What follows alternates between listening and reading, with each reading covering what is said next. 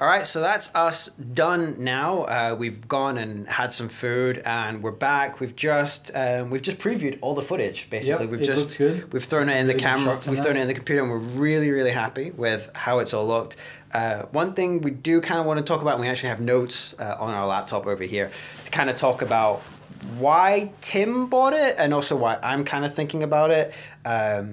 Because you actually originally had the DJI Phantom 2, right? That was a good kit. The major problem with the Phantom 2 I found is that the gimbal wasn't stable enough. So you'd have shaky footage. So you spend half your time post-editing the footage. Whereas with the Inspire, it's 3-axis gimbal. It's so stable that you don't have to worry about the post-production as much. Yeah.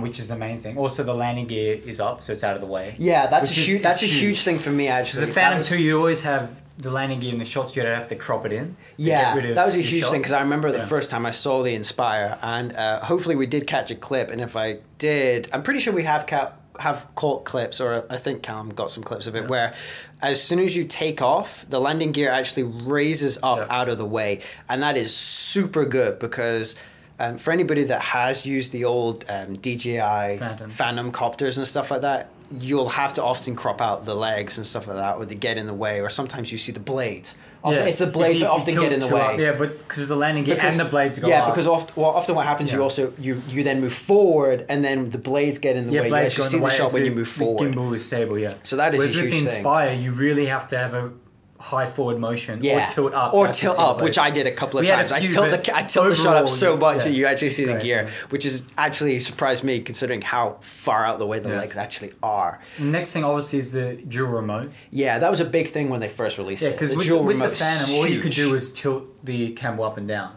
Yeah, because you couldn't rotate it, right? You had to rotate the entire unit. With the Inspire, I focus on flying, and then you can just do the that's so insane. So actually, that's one of the biggest things for me. That's one of the things. It's a thing that I'm actually now thinking about. Yeah. It's kind of almost a deal breaker for me, because I am thinking about buying this, but the problem is I would really need a pilot, because I would want to be the cameraman. Yeah, for obvious reasons. You need a second person. You need a buddy.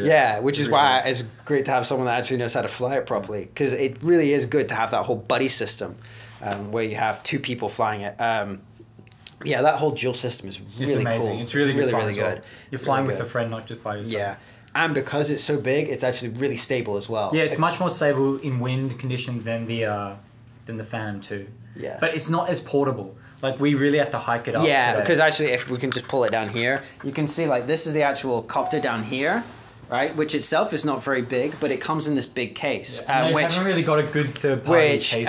If you are going to be lugging it to the locations that we are, like big Rocky Mountainous areas, you need a big carry case, which this comes with, right? It comes in that case. It comes in the case, which is huge. I think you can buy a third-party strap backpack type thing. So you can just hook that to your back. It's too big. So are the straps actually for the box itself? Yeah, for the box. For the box itself, right? Okay, that's cool. But still, like, it's a big piece of kit, especially when you compare it to the Phantom. Yeah, I mean, today we put all the batteries and controllers in a backpack. To lighten the case, and then because Tim was actually carrying the backpack itself with all the controllers, because you had the controls, the iPads, and the batteries. Yeah, all in the. I was just carrying the heavy stuff, but you had most of the heavy stuff, and I was still switching hands with the case. Yeah, because the case because it's so big. Because it is so big and huge and heavy. But things that we kind of wanted to talk about and we have notes on is because he's actually flown with it for quite a while now. You've had it for how long? About, maybe 2-3 months now. I've done about you've done 10 flights. Yeah. I partially was responsible for you buying one.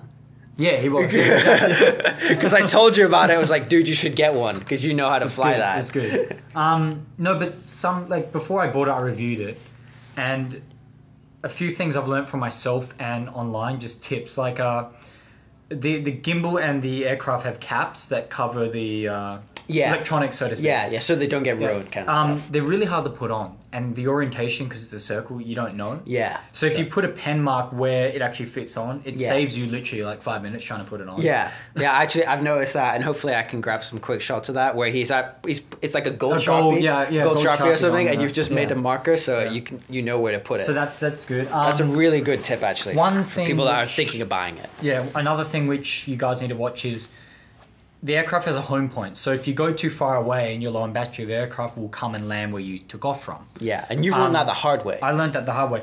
It's good, but in places where we flew today, you don't want it to come back because it might hit trees and all that, and you want to be able to manually control it. Because it goes like as the crow flies back to your home point. Line of sight, basically home point. Line of sight home point. It will go up a bit, but it doesn't know. So yeah. And the problem is, from what I know, you can't stop it doing the home point.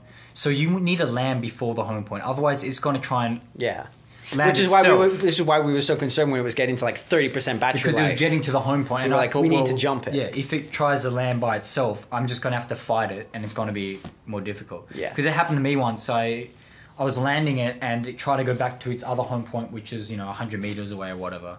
And I had to fight the automatics to land it. And it's not an ideal situation. It's not an ideal situation, absolutely. So definitely watch your home point and your battery. One thing I actually learned this from one guy who was flying a Phantom a long time ago. When you descend, you can't descend as fast as you climb. So make sure you got enough battery to descend. So normally it would take about 15% if you're quite high up. And descend in motion. So don't descend straight down. Descend in a forward or backward motion. I remember you telling me about that. It seems more stable rather than because it kicks the wind outwards rather than pushing it down. So it kind of you don't go back into your downwash. That's one thing to watch out for. One thing with the filming, don't pan too fast, obviously. Yeah, I'm guilty of that. We did that a couple of times. I just panned a little bit too fast because that was only, the second time I've ever controlled that camera? Yeah, but I managed to get some shots, but some are, let's be honest, kind of ruined because I panned too quickly. But you'll definitely get the hang of it. But it's something you need to be aware of because if you pan too quickly, it's kind of almost like a big motion blur. Yeah, you can't really see much. You can't really make much of muchness, and it's almost disorientating how fast it goes. Next thing, reset button. Oh yeah, on the. Oh, this is huge. This is really, really good. On the camera, as I was flying, Craig is just moving it around. I think it's 720. Yeah, that camera can rotate a buttload. It does I don't know if it does 720. I don't think it does that much. It does 560. I think maybe it's more than 360. Whatever 180 minus 720 minus 180 is. It's maths. But it rotates a lot. So what can happen is if Tim's trying to find where he's facing. Landing, I want it to be facing landing, he forward wants it to be down. facing forward. Yeah. And on the back of the controller, there's just a little button that you can push that you can set to reset. You can choose different options, but you can and actually, we'll throw it up on screen here. There are occasions where I've rotated the camera so much that it spins back in a huge rotation. Once you reset it, it will automatically. It resets the yaw, not the pitch. So if you're facing down, that's true. Yeah, it'll reset. I wish it did actually do the pitch as well. But I wish it did the pitch. It's a big pain. And actually, another little factoid for that is all those buttons are changeable, right? You got two on the back you can program. So I've got two the buttons. left one for reset camera and the right one, as you will see in the video. I think Callum took it. Just swap the map and the camera view. The map and the camera view, which is a really good idea because then that means the camera person can have the video feed as the main screen and then the map on the small screen, and the pilot can have the map on the big screen and then the video on the small screen. And one thing with the map, it has a line to where you are on the map. So if you want to come back to where you took off from, you just follow the green line basically home. Yeah. So you don't really have to... But you always have to keep an eye on the actual plane keep an eye where you are, because you never know. You want line of sight just in case the camera drops out. Yeah, you really want line of sight on this thing because it's really big and it's actually pretty strong because it's carbon fiber. If it hit someone, it would definitely... Yeah, it would hurt them. Yeah. It would real hurt. Yeah. Or a tree, it's going to definitely Another hurt. point that I just wanted to make quickly was that actually this uses micro SD cards and they actually plug into the camera head itself. Yeah, in the camera, Into the camera head. And then you need an adapter, obviously. Yeah, so you needed a micro SD adapter kind of thing. Yeah. Actually, I was kind of surprised that it used micro SDs. I thought it would use full-size SDs, but apparently it uses that. I mean, we did about 16 minutes of footage today and it was 9 gigs. Yeah, I was actually surprised how small that footage was. And it was, I think we're filming in 4K, right? Yeah, I'm pretty sure filming in 4K. We were filming in 4K and it was 9 gigs. Yeah, so it's... Granted, it's only 6 minutes, but I'm still kind of surprised by that. And one last thing here we have is... when we were out at our original locations, well, it's not really your fault because we were so far away from the original waypoint. You need to load the maps of the location that you're filming in beforehand. Yeah. So it helps if you're traveling quite far away from the location that you're filming at, like you were. Yeah. You actually need to load the maps at the location where you're going to be filming. It basically uses Google Maps. So if you know where you're going, just obviously at home Wi-Fi it's much quicker. Load the map up, zoom in, so you get the best pixel. So it's not pixelated. and then go to your location and fly, because we didn't do that, so I had to we had to hotspot our phones, and using the data, so it took a while to load that, and it killed our batteries. But yeah, I think that's pretty much about it. It's just a bunch of little features that I wanted to talk about for the camera, because I'm gonna guess some of you guys might be thinking about buying this. I'm definitely thinking about buying one of these now. I'm really glad you actually bought one of these, because it gave me an opportunity, because I can test it whenever I'm here. Another thing, you really need a good iPad for the control. That's actually a good point here. I went online the DJI website and asked them, and they said, I said, which iPad is the best? Because you can buy Android or it works with tablets. But they said the iPad Air 2, obviously, because it's so the most recent one at the current time of posting this video, and where are we now? May 2015 is the current iPad Air, which is iPad Air 2. I have the original iPad Air, which is not a slow beast by any standard. It's not slow, but we could definitely see. You could definitely see a difference. Just the way that it could process the footage. I was getting banding and grey banding and breakup of footage, where his was pretty much the same. I mean, I've used it for 3 months. iPad Air 2, never had any connection. Yeah, and you've never had any connection. And problems. I've been about a long. Max distance probably 900 meters, okay? Yeah, so you was nearly a kilometer away. And there's no lag between when you're flying as well. Yeah, I noticed a little bit of lag between my movement. It was less than, I would say, if I was to guess, about half a second of lag. Well, mine was nothing. Yeah, it's nothing. Quite good. Yeah. So if you're going to spend the money on the drone, you need to spend the money on the good screen. I mean, half the flying is that's the one thing, because you can in some ways justify the $3,000 basically. It's $3,000 US basically, right? Basically, yeah.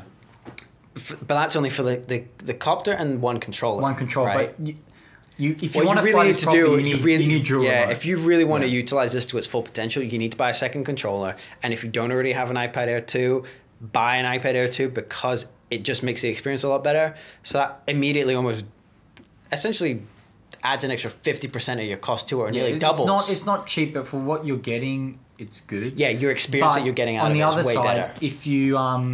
If you just want to film some things, there's a new Phantom 3 out with a 4K camera as well. That's true. And the price is much more affordable. And you still get the full GPS, the auto landing, all that jazz with it. Yeah, it's just the thing, like the exact same thing as before. The legs don't fold up, so that you do get them in the shot. But it's 3-axis gimbal. It's a 3-axis, yeah. Honestly, it's a good buy as well, but I wanted something more stable and I could use with Craig as well. Yeah, all right. So that pretty much covers it for today. I want to just have a quick shout out for my boy Tim here. Thank you. It was good fun. It was really, really good fun. Thanks for filming. It was much better than doing it myself. Yeah, exactly. It's fun with two people. Yeah, he's the much better pilot. I'm the better cameraman. I've known this guy since I was seven? Yeah, 7. Something. Yeah, when I used to live here in Hong Kong, we're next to door neighbors. I've known this guy for donkey's years, 15 plus years. We've been close friends forever.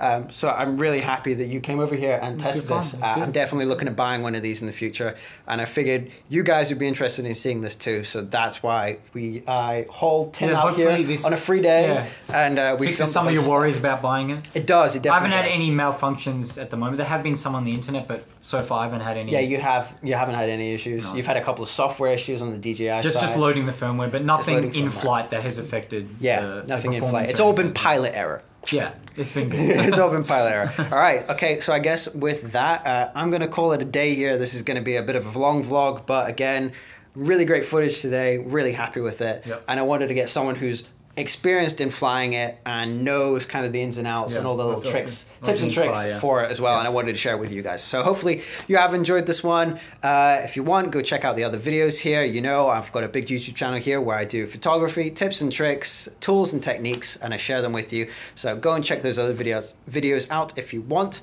Again, thanks for watching, and I'll catch you in the next one. See ya.